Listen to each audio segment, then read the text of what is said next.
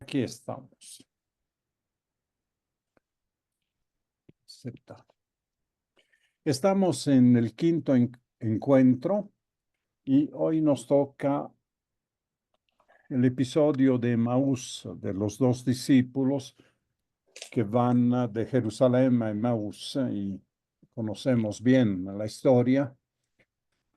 Se le agrega Jesús en el camino, hay una conversación, no lo reconocen, Jesús explica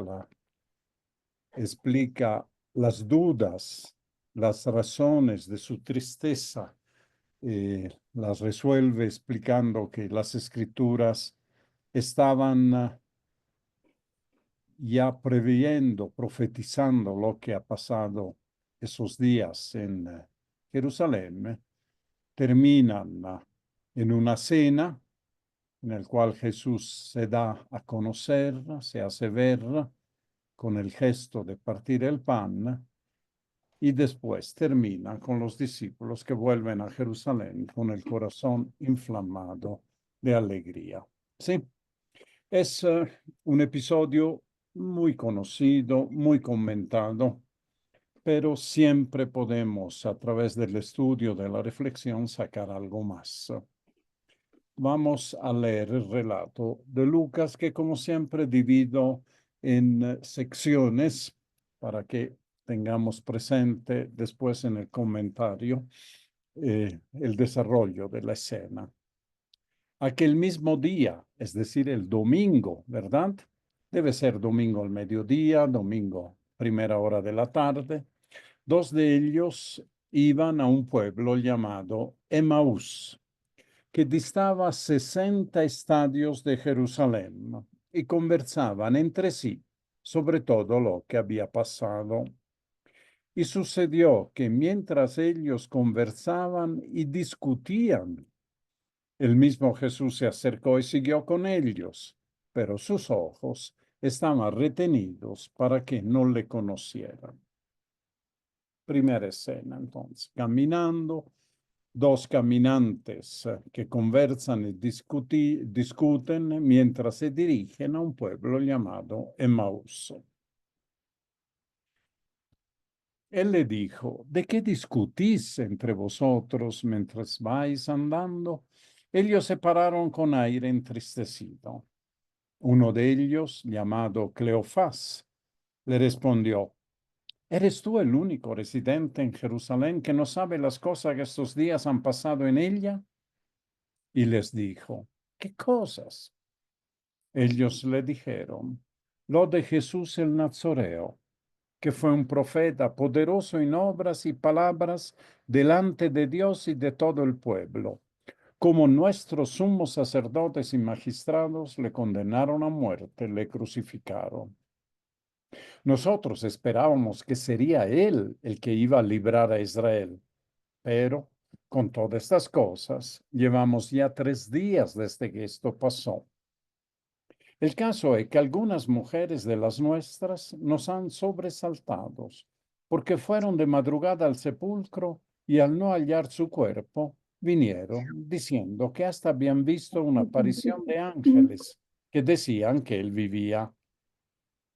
Fueron también algunos de los nuestros al sepulcro y lo hallaron tal como las mujeres habían dicho, pero a él no le vieron. Él les dijo: oh insensatos y tardos de corazón para creer todo lo que dijeron los profetas. ¿No era necesario que el Cristo padeciera eso y entrara así en su gloria? Y empezando por Moisés y continuando por todos los profetas, se les explicó lo que había sobre él en todas las escrituras.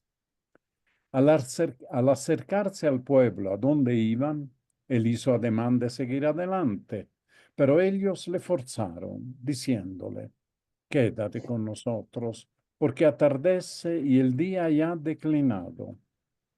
Y entró a quedarse con ellos. Y sucedió que cuando se puso a la mesa con ellos, tomó el pan, pronunció la bendición, lo partió y se lo iba dando. Entonces se les abrieron los ojos y le reconocieron, pero él desapareció de su lado. Se dijeron uno a otro, ¿no estaba ardiendo nuestro corazón dentro de nosotros cuando nos hablaba en el camino y nos explicaba las escrituras?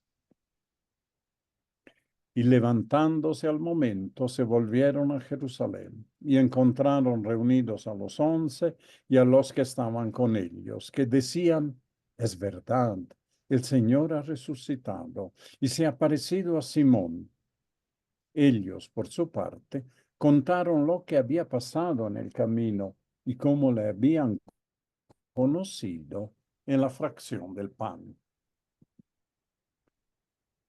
Vamos a una visión de conjunto de este episodio, tratando de despojarnos de todas las aplicaciones, sobre todo en la catequesis, en las homilías que tiene este episodio. La lección parte siempre del texto como es, de cómo fue escrito para los cristianos de entonces. ¿Qué quería decir ese texto? Y de ahí después veremos qué quiere decir para nosotros, para la iglesia y para nosotros en el siglo XXI, ¿verdad? Una primera observación es que tenemos una vez más una aparición de Cristo, una cristofanía. Cristofanía significa aparición de Cristo. Y esta cristofanía se desarrollaron, según Lucas, y solo según Lucas, durante 40 días. Esto lo dice en Hechos 1:3. Durante 40 días se dio. Y eso puede tener dos explicaciones. Uno, que 40 es un número bíblico que significa completo. En el tiempo completo, entonces, se presentó. Además, tenemos muchas referencias a los 40 días de Jesús en el desierto, por ejemplo, los 40 años del pueblo de Israel en el desierto, y no nos vamos a distraer con cosas que hemos visto ya otras veces. Pero tenía también otra intención. Es que como Cristo se fue apareciendo durante un tiempo a sus discípulos, incluso unos años después se le apareció de una manera no directa, no en persona, sino a través de una voz y de luz a San Pablo en el camino a Damasco. Podía existir en la comunidad la idea que en cualquier momento se iba a aparecer a alguien. Entonces, poner 40 días como el tiempo completo en que Jesús se había manifestado era evitar que alguien surgiera diciendo, se me ha aparecido Cristo, que me ha dicho esto, que me ha dicho el otro. Cuando escribe Lucas, alrededor del año 70, 80, ya en la década 70, 80, ya los 40 días habían pasado desde hace rato, así que no había posibilidad de que también había muerto San Pablo. No había posibilidad de que alguien reivindicara la aparición de Jesús. Estos 40 días entre la resurrección y la ascensión son manifestaciones de Jesús que que tienen un fin pedagógico, quieren enseñar a sus discípulos primero a leer las escrituras, ¿sí? Pero más todavía, por eso lo había hecho también durante su vida terrena, a entender en qué consiste la vida nueva, la vida de resucitado. Y una buena metáfora que encontré, no es mía, lamentablemente, pero la encontré y me gustó, que lo que hace Jesús es lo mismo que se hace en una escuela de idiomas. Cuando uno aprende un idioma nuevo, no necesariamente uno empieza a hablar en el nuevo idioma todo. Tiene que algunas palabras darla en el idioma anterior, es decir, hacer entender la novedad del nuevo idioma con palabras, con imágenes que todavía pertenecen al idioma anterior. Entonces, esta mezcla inicial, que es poco a poco, cuando uno va aprendiendo el idioma, se va perdiendo. Porque si uno empezara a hablar solo en el nuevo idioma, no es tan pedagógico. Yo me recuerdo que cuando era estudiante universitario había unas clases de inglés que se hacían gratis en un anfiteatro donde iban los estudiantes a la hora del almuerzo. Muchos iban a dormir, otros. Y era realmente curioso y ameno ver a un pobre inglés que no hablaba una palabra de italiano tratar de enseñar en su propio idioma. No lo lograba, obviamente. Era, digamos, un esfuerzo casi inútil. Un esfuerzo mejor es un profesor que hable los dos idiomas y mientras enseña el nuevo, mientras habla de la vida nueva, de la resurrección, del cuerpo nuevo, del resucitado, de la manera de expresarse, de reconocer, de hacerse reconocer del resucitado, usa también imágenes viejas, ¿no? Como estar en el medio, comer con ellos, conversar, caminar, etcétera. Esos, entonces, podemos asimilarlos a través de esta metáfora, tratando de rescatar en todas estas manifestaciones de Cristo resucitado cuál es lo nuevo que nos quiere enseñar. ¿Sí? Hay tres elementos que Lucas puso en el tapete de este relato, porque solo Lucas nos cuenta eso.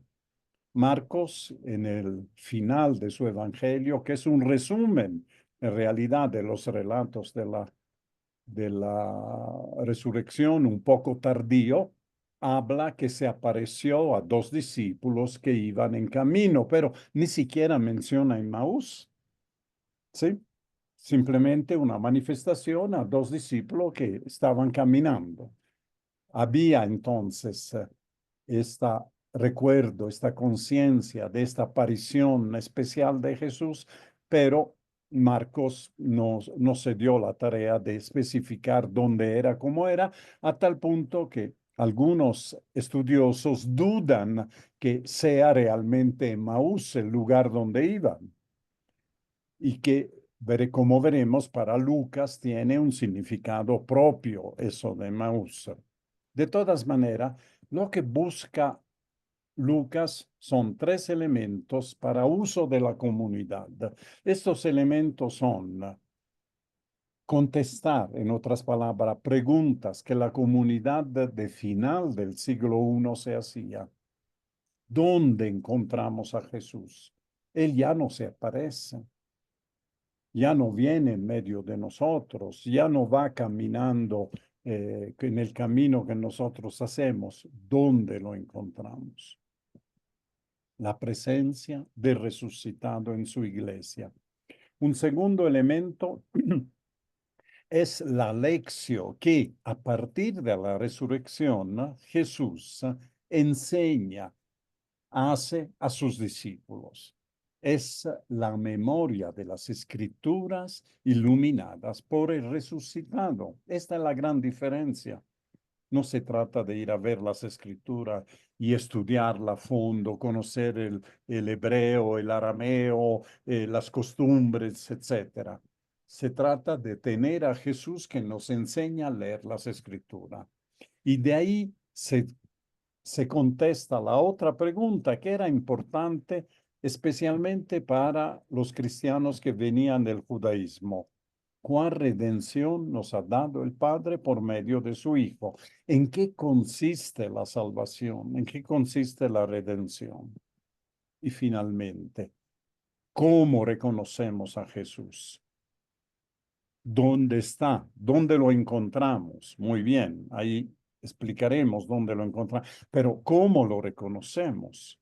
Lo reconocemos en la fracción del pan y en la misión. ¿Sí? Muy bien. Son preguntas fundamentales, como ven. ¿Dónde encontramos a Jesús? ¿Cuál es la redención que que el Padre nos ha dado por medio de la resurrección y cómo reconocemos Jesús ahora que Él no se aparece más. Entonces, ¿cuáles son algunos temas principales? Un tema principal viene de este nombre, Cleopas, uno de los dos discípulos de nombre Cleopas. Nosotros encontramos en el Evangelio de San Juan, en la Pasión 19:25, dice así: junto a la cruz de Jesús estaban su madre, María, la hermana de su madre. La hermana de su madre, algunos padres de la iglesia la identificaron con Salomé, la madre de los hijos de Zebedeo. La hermana de su madre, miren. María, la mujer de Clopas. Y este Clopas y Cleopas suenan tan cerca que entonces nos hacen entender que este Cleopas de alguna manera estaba relacionado con la familia de Jesús. Su esposa era una de las mujeres Galilea que estuvo a los pies de la cruz. Ahora bien, algunos padres de la iglesia o escritores iniciales lo identifican incluso como un hermano de José. Era hermano de José. Pero lo importante, quién sabe, es que pertenecía entonces a la familia de Nazaret. No en vano, volvemos acá un momento.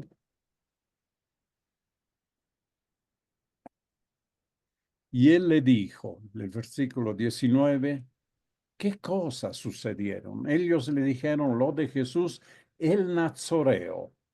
Ya hemos explicado varias veces que Nazoreo no significa habitante de Nazaret, sino significa un clan de descendientes de David, hijos de David, que vivía en Nazaret, ¿no? Que Nazaret tomó el nombre de los nazoreos y no viceversa, ¿no?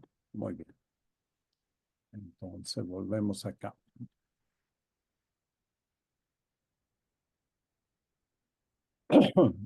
Entonces, si Cleopas es, como dicen los primeros escritores cristianos, un pariente de Jesús, tal vez su tío, ¿m? Y después veremos quién es su acompañante, porque también su acompañante tuvo un rol en la primera comunidad. Entonces, esta decepción que tienen los dos caminantes no es una simple decepción de discípulos que vieron que las cosas no salieron como preveían, sino que refleja la decepción mesiánica de los nazoreos. La familia de Jesús, los nazoreos, esperaban que fuera Jesús el Mesías, el que restaurara el reino de David. Pero no sucedió eso. Entonces se van tristes, conversan, no solo conversan, discuten entre sí, diciendo, bueno, nuestras esperanzas se han ido al tacho. Y ahora viene Emmaús. Emmaús tiene un significado no solo geográfico, sino simbólico, histórico y teológico de la liberación, ¿no? En Emmaús, en la región de Maús, eran los macabeos. Los macabeos venían de esa región. Y en Emmaús, como nos cuenta el libro de los macabeos, tuvo lugar en la llanura de Emmaús, que está a unos 20 kilómetros de Jerusalén. Tuvo lugar una batalla determinante de los macabeos contra el ejército helenista enviado por Antíoco para destruir la rebelión de los macabeos. Esa era una liberación.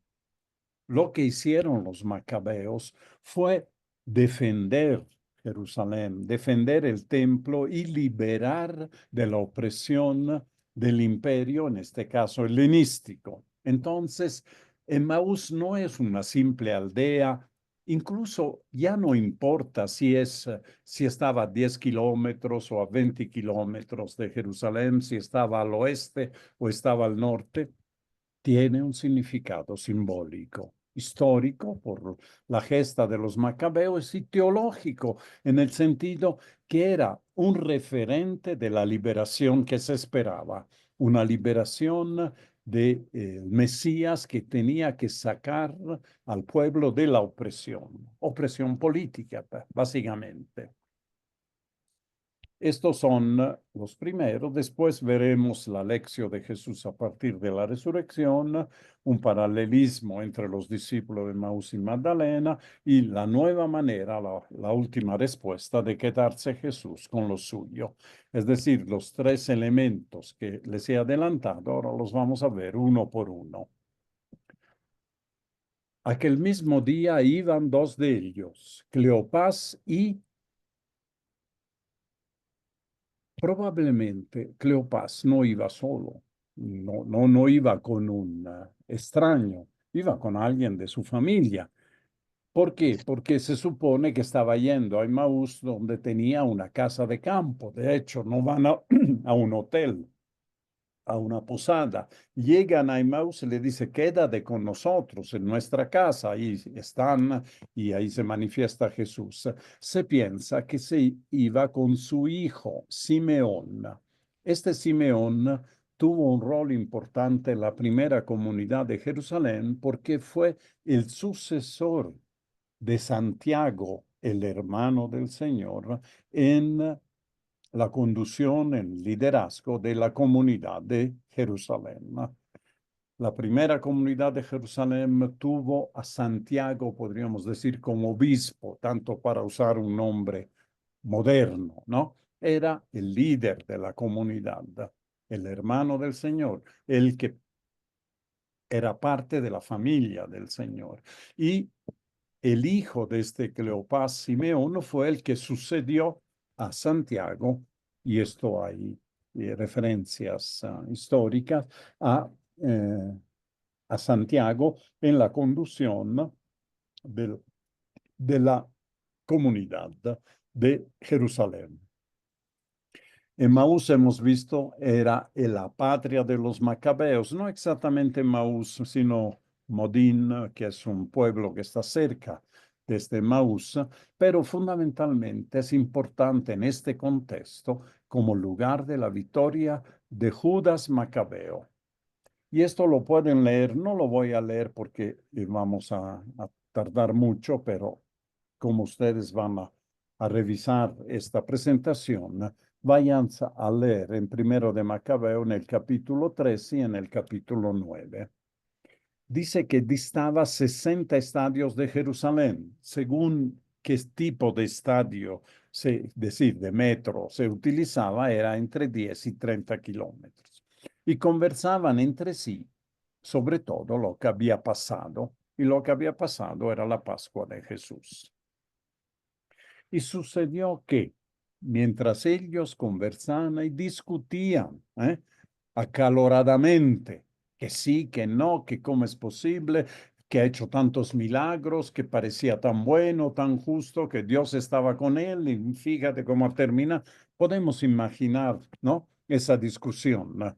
Que fue un farsante, no, que nosotros no lo hemos entendido, no hemos sabido defenderlo, nos hemos escapado, a cosas como esta.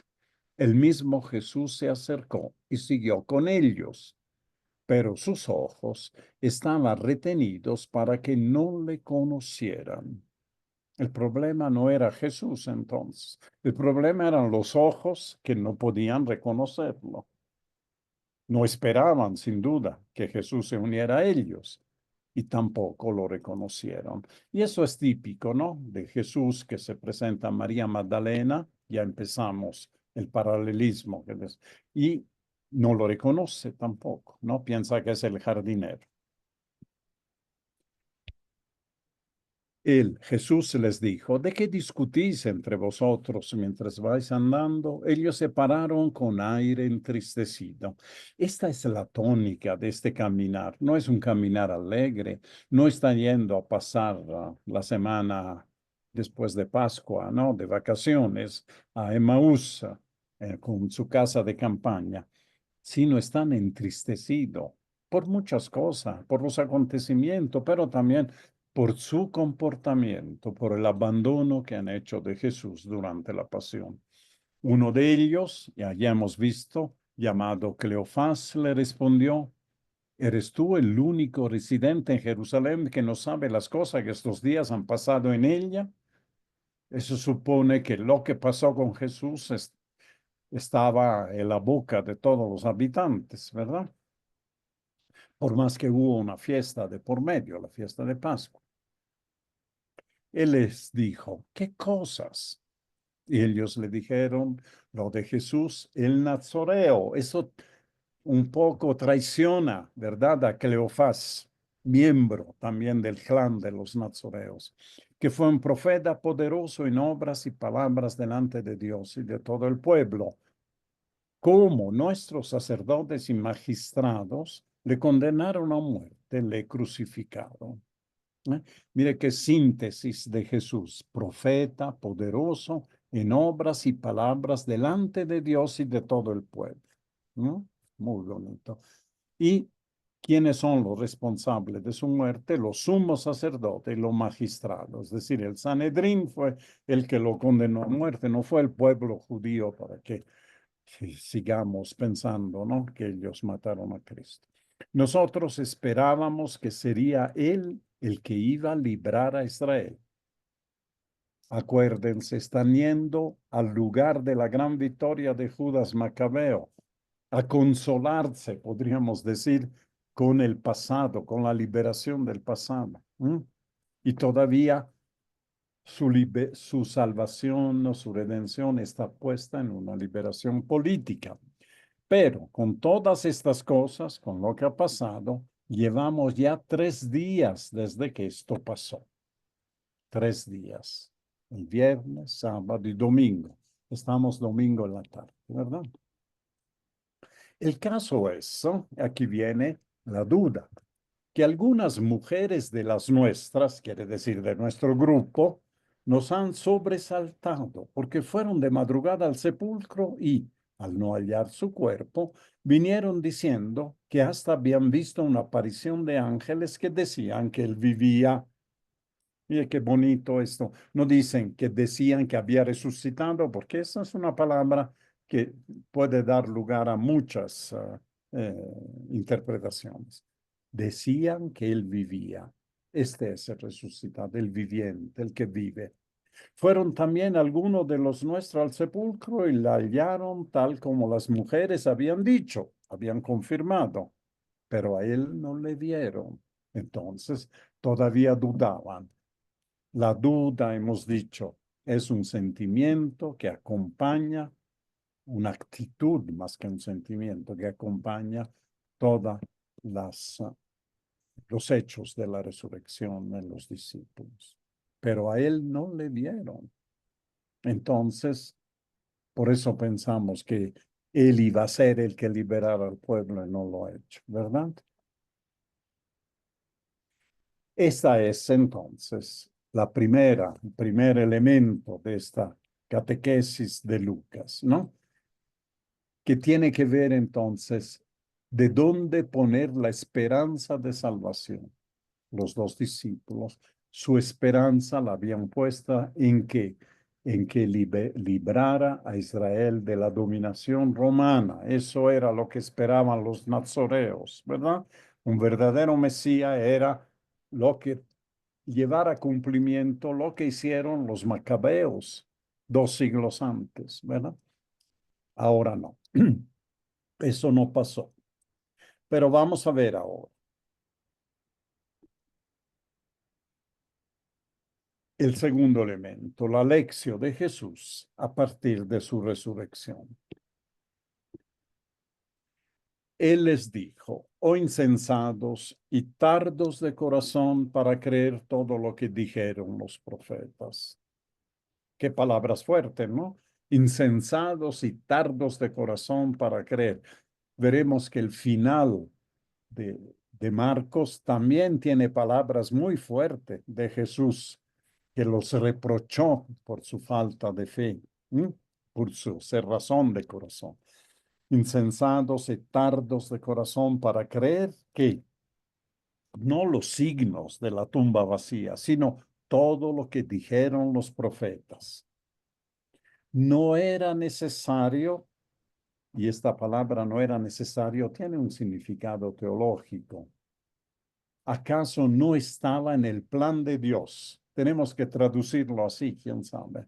¿Acaso no estaba en el plan de Dios que el Cristo padeciera eso y entrara así en su gloria? ¿Por qué se sorprenden? ¿Por qué se ponen tristes por lo que ha pasado? Si eso era necesario, si era el plan de Dios, están las escrituras.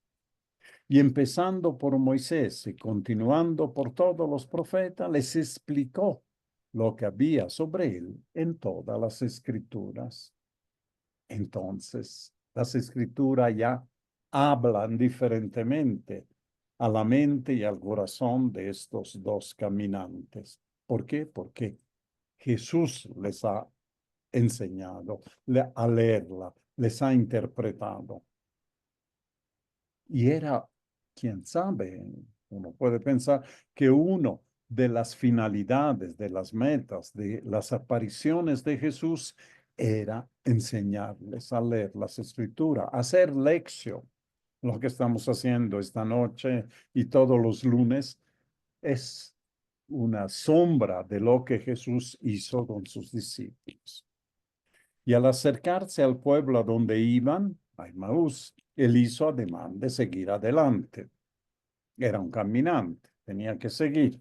Seguramente no era noche todavía, si no se paraba. Había tiempo para recorrer un trecho del camino, pero ellos le forzaron diciendo, le forzaron, insistieron. ¿Por qué sería? Pero querían escuchar más, claro. Les había explicado también. Era como las multitudes que seguían a Jesús en Galilea, que no se iban ni para comer hasta que Jesús tuvo que multiplicar el pan o despacharlo para irse a la otra orilla para estar un poco en calma. Y esta frase, quédate con nosotros, porque atardece y el día ya ha declinado. Le ruegan, le forzan, diciendo, quédate con nosotros. Y entró a quedarse con ellos. No se hace rogar mucho, se queda en la casa de ellos. Habían tenido una casa, posiblemente. Allí vivían. La conclusión, ya se la den, pero no son las escrituras que conducen a la fe. Por más que estudiemos las escrituras, por más que nos esforcemos, tomemos cursos de Biblia, vamos a esa escuela de exegesis, de institutos bíblicos, leamos los mejores autores, las escrituras no nos conducen a la fe, sino es Jesús, el viviente, quien revela el sentido último de las escrituras. Y para eso hay que leerla no abstractamente, no con los métodos con los cuales se lee cualquier libro de historia o cualquier libro de religión, sino cuando se lee a partir de la Pascua, es decir, de la muerte y resurrección de Jesús. Las escrituras cobran sentido a partir de la resurrección de Jesús. Esto es muy importante tomarlo en cuenta. ¿Por qué? Porque es un proceso en el cual, a partir de la resurrección de Jesús, el Antiguo Testamento, porque las escrituras son el Antiguo Testamento, no nos está hablando de las cartas de San Pablo, que no existía, o bueno, existía, pero cuando Jesús se aparece a estos discípulos, no existía las cartas de San Pablo, ni Pablo era santo, ¿no? Sino es el Antiguo Testamento. Entonces, el Antiguo Testamento tiene su importancia porque tiene un sentido, tiene una profecía sobre lo que pasó con Jesús. Pero cuando se lo lee a partir de la Pascua. Por tanto, hay un proceso de ida y vuelta. Las escrituras El Antiguo Testamento es fundamental para nuestra fe. No podemos decir, como Cristo ha resucitado, guardaremos entre los libros viejos el Antiguo Testamento. Es antiguo, pero no es viejo, ¿verdad? Y al mismo tiempo el Nuevo Testamento adquiere toda su claridad a partir del viejo y el viejo, el antiguo, en realidad, el antiguo adquiere todo su sentido cuando es leído a partir del, de la resurrección de Jesús. Hay una manera de decir que la reservo para el final, para la conclusión. Después tenemos el episodio de la fracción del pan, pero antes quisiera dárselo, porque no voy a tener el tiempo suficiente, dárselo como una tarea. Lean el episodio en Juan de la aparición de Jesús a Magdalena junto con el episodio de los discípulos del Maús. Hay varios paralelismos. A ver si los descubren. Hagan esta tarea. Si quieren, me la mandan, ¿no? A mi correo o a mi WhatsApp directo, personal. No necesitan, no es tarea para tener la nota, ¿no? Para ver cómo lo han desarrollado este paralelismo. ¿Eh? No le digo más para que ustedes se esfuercen e encuentren. Hay por lo menos 3 o 4 elementos de paralelismo, ¿no? De similitud, de cosas que le pasan a María Magdalena y le pasan a los discípulos. Y finalmente, el tercer elemento, la nueva manera de quedarse de Jesús con los suyos. Y sucedió que cuando se puso a la mesa, tomó el pan, pronunció la bendición, lo partió y se lo iba dando. Gestos que han debido ser únicos, peculiares de Jesús. Los que tomaron comida alguna vez con él, tomaron alimentos con él, tuvieron que reconocer inmediatamente su manera de tomar el pan, de pronunciar la bendición, de partirlo y de entregarlo. Los que estuvieron en la última cena lo tenían además grabado de una manera dramática, yo diría. Entonces, y solo entonces, se les abrieron los ojos y lo reconocieron, pero él desapareció de su lado. Aquí tenemos un poco de paradoja, ¿verdad? Se les abrieron los ojos y él desapareció de su lado. En un instante lo reconocen.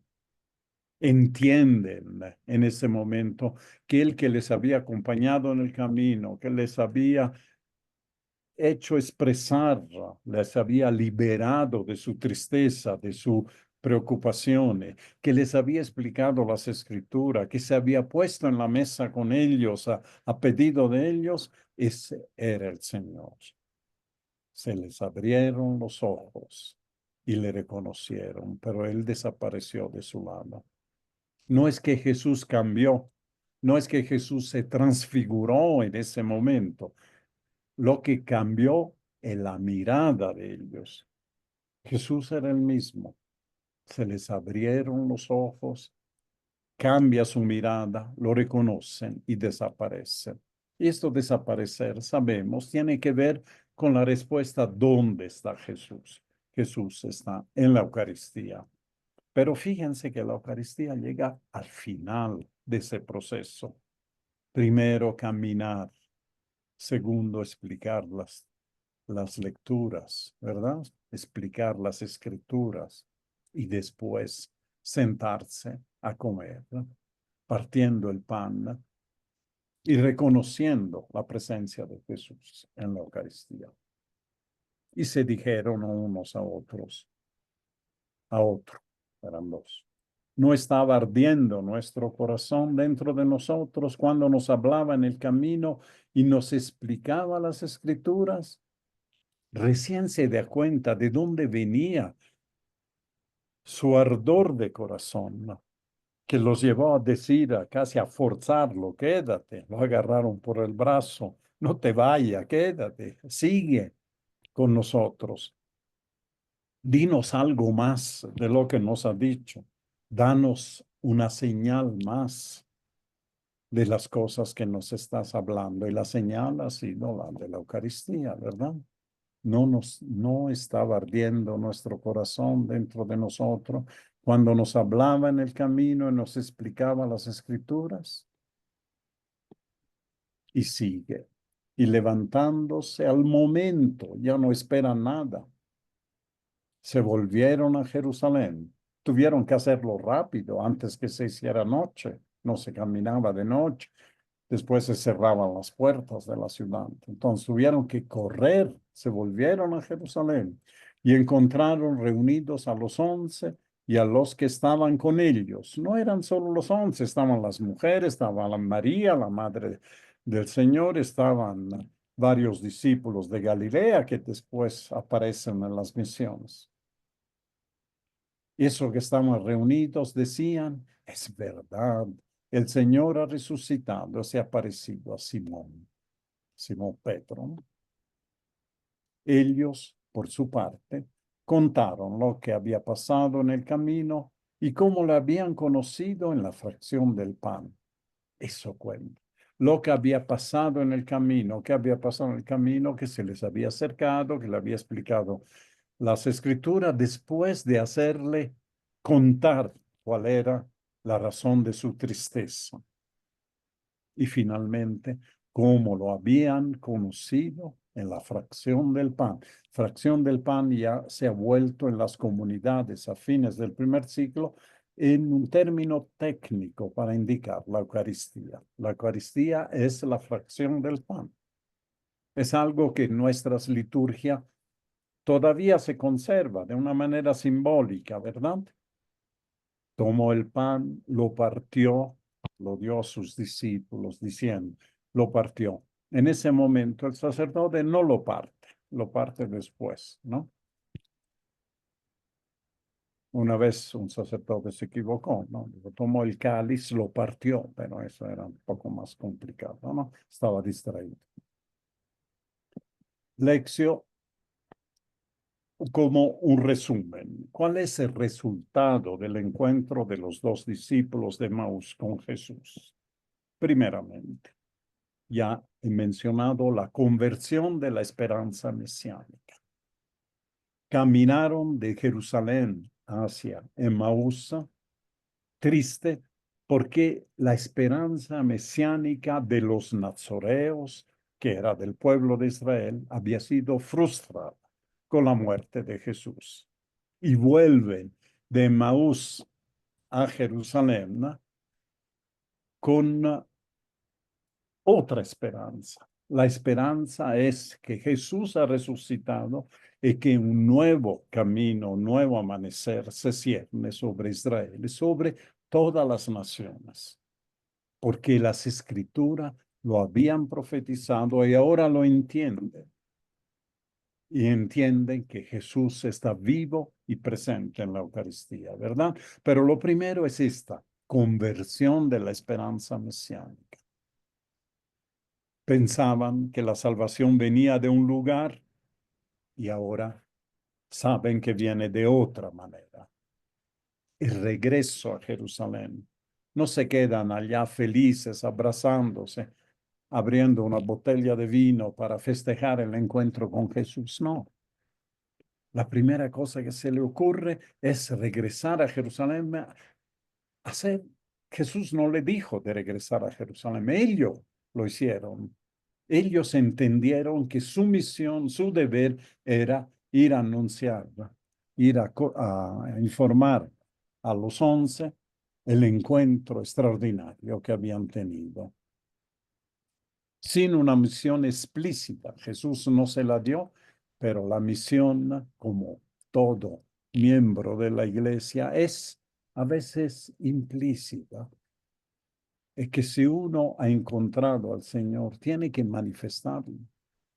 No enciende uno una vela para tenerla bajo la cama, es para iluminar, ¿verdad? Y estas palabras de Jesús tuvieron que volver a la mente de los discípulos en este momento. Pasando un poco a la meditación, ahora vamos a nuestros tiempos. El relato de Maús es una catequesis sobre la misión de la Iglesia. Una misión que no es solo a un grupo, es a todas las naciones, pero también es una misión interna a la Iglesia. Ya hemos hablado que las autoridades de la Iglesia, digamos, la jerarquía, tiene una misión específica de anunciar el Evangelio a las naciones. Mientras los simples fieles, ¿verdad? Tenemos la misión intraeclesial, es decir, de anunciarnos el Evangelio entre nosotros, animarnos entre nosotros. Es como el discípulo que Jesús amaba, como María Magdalena, como los dos discípulos de Maús. ¿Y cuáles son los pasos de esta catequesis, de esta evangelización? 4 pasos. Caminar junto a los tristes, llevando consolación.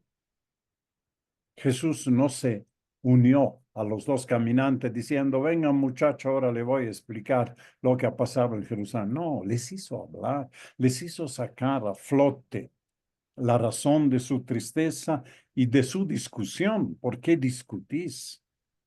¿Mm? En segundo lugar, escuchar los problemas que angustian al hombre. No es solo caminar, te acompaño. A veces se escucha en silencio, no hay que hablar.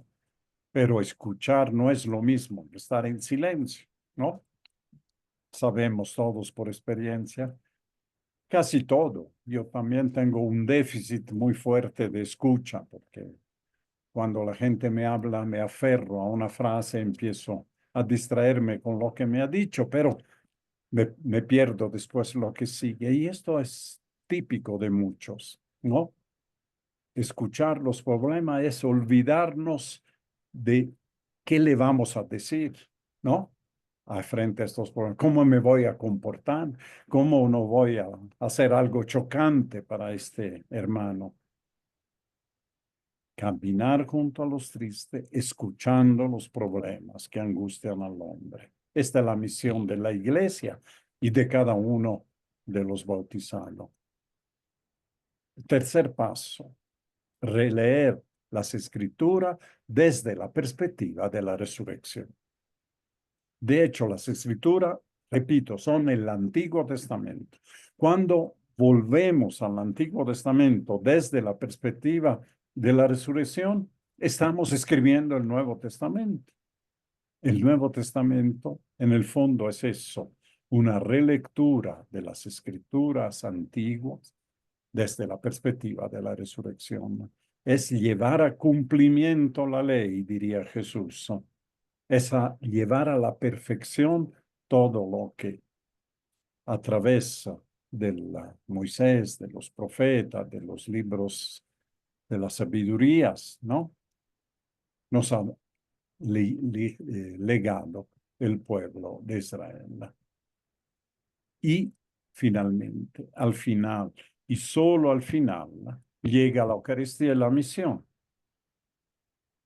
Esto es algo que parece obvio dentro del relato que hemos visto,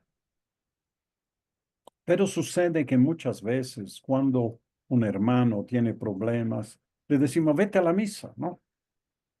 ¿Por qué no vas a la misa? Va a la misa y escucha una homilía promedio, ¿no? Y por ahí sus problemas aumentan en lugar de disminuir. La Eucaristía es el punto de llegada, no el punto de partida. En la conversión que hacen los dos discípulos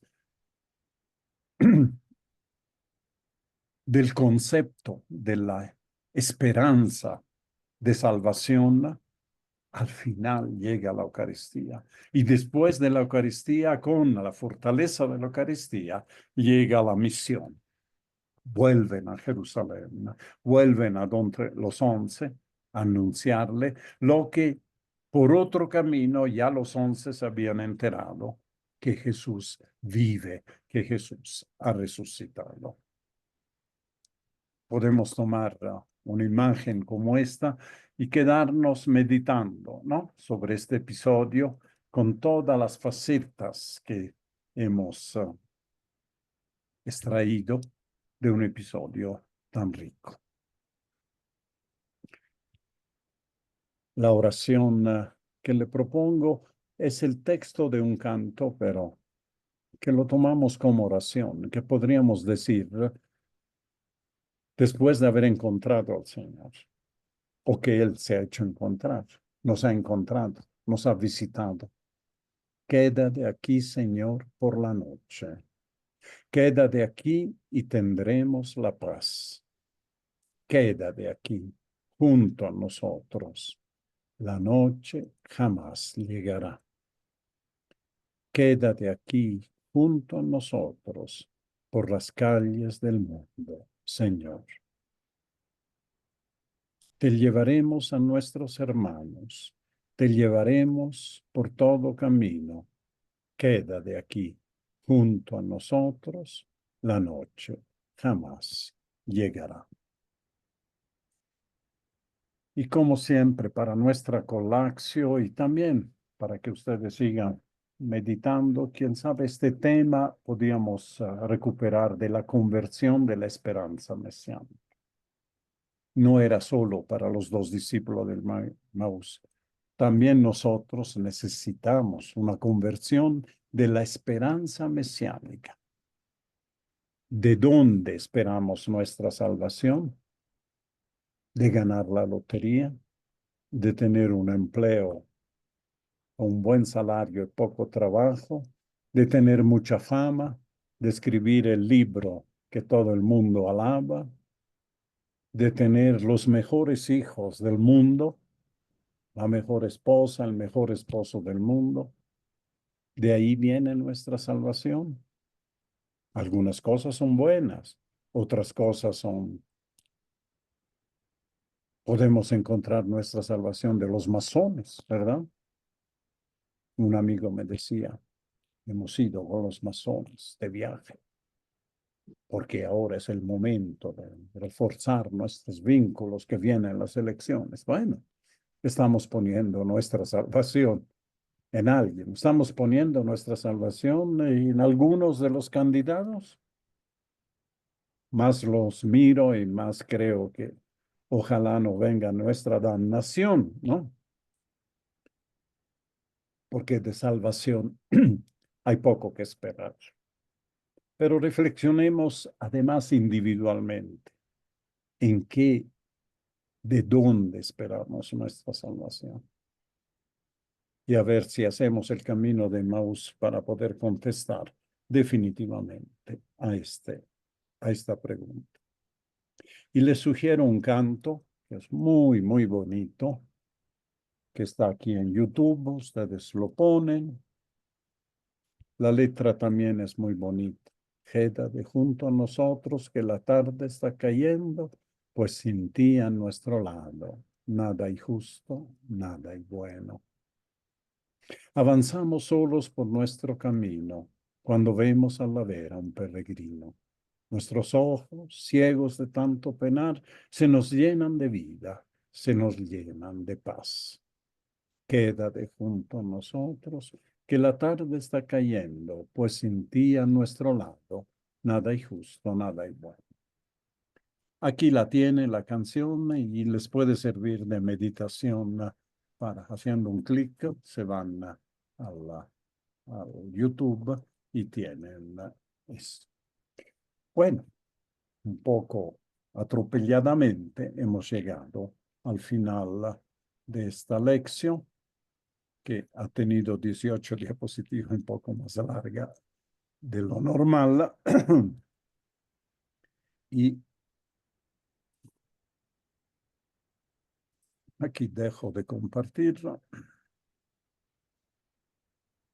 A ver si me hace caso. Sí. Y aquí los